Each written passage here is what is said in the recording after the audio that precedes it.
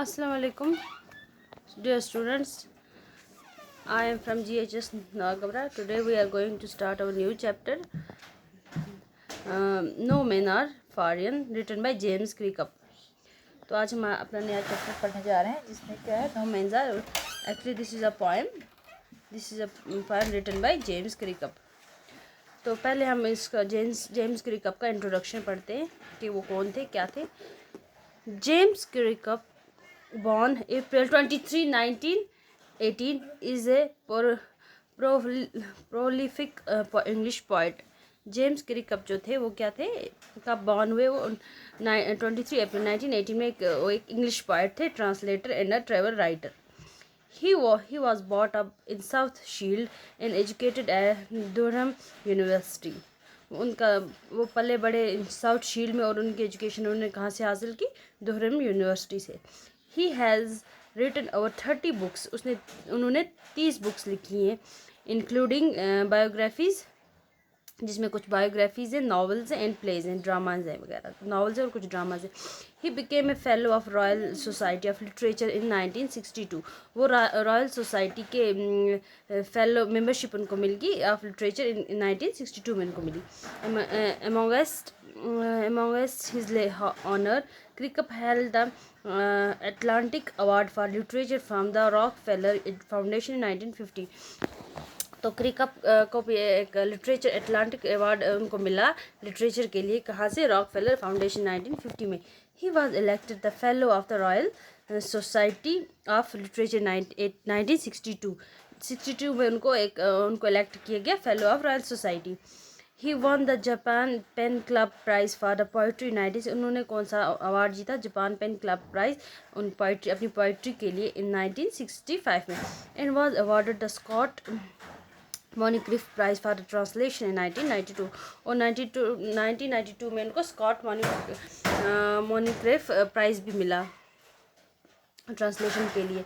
In 1997 he was presented with the Japan Festival Foundation Award और 1997 में उनको Japan festival foundation तरफ से वहाँ पे प्रेजेंट किया गया. Invited by the emperor and empress to imperial new year poetry reading at a place in Tokyo. और एम्परर और एम्प्रेस ने उनको इनवाइट किया वहाँ पे वो अपनी नई पोइट्री पढ़ने के लिए, कहाँ पे, at the palace in Tokyo में, पेरिस में. तो अभी हम अपनी पोएम पढ़ने जा रहे हैं. तो first of all we do this.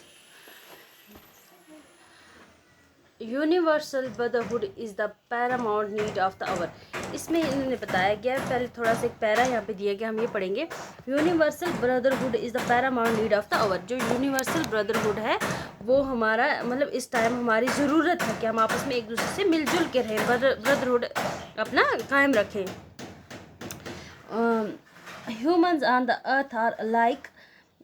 जी बोल रहे हैं जो ह्यूमन्स इंसान है पूरी दुनिया में, पूरी ज़मीन पे जो भी इंसानियत है वो सब एक जैसे हैं.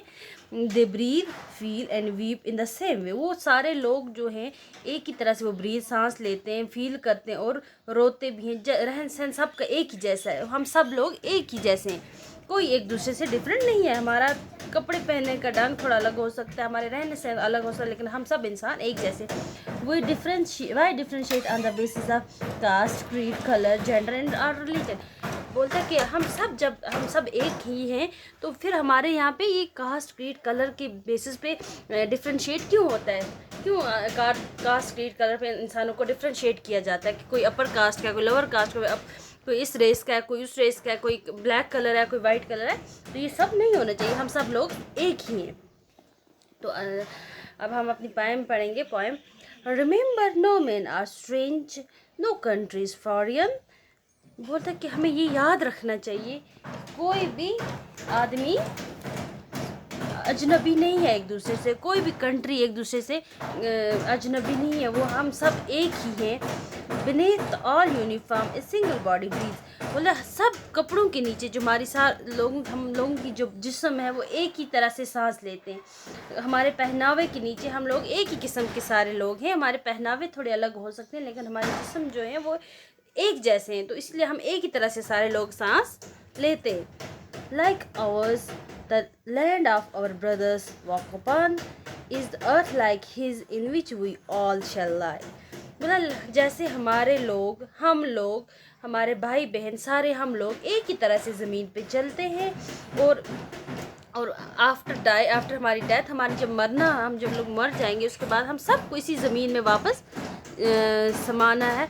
तो ये आज पैरा हम इतना ही पढ़ेंगे, इसके लिए हम इतना याद रखें कि ये जो हम लोग सारे ह्यूमन बींग्स हैं वो सब एक ही जैसे, कोई एक दूसरे से अलग नहीं है। सब लोग एक तरह से सांस लेते हैं। हमारे पहनावे अलग हो सकते हैं लेकिन हमारे जिस्म में वो एक ही तरह से सांस लेते हैं। हमारा चलने का तरीका भी एक जैसा है, और हम सब लोग आफ्टर डेथ हमारे सब वापस ज़मीन में समा जाएंगे। तो हम कोई भी एक दूसरे से स्ट्रेंज नहीं है, कोई एक दूसरे से अलग नहीं है। That's all for today. Thank you.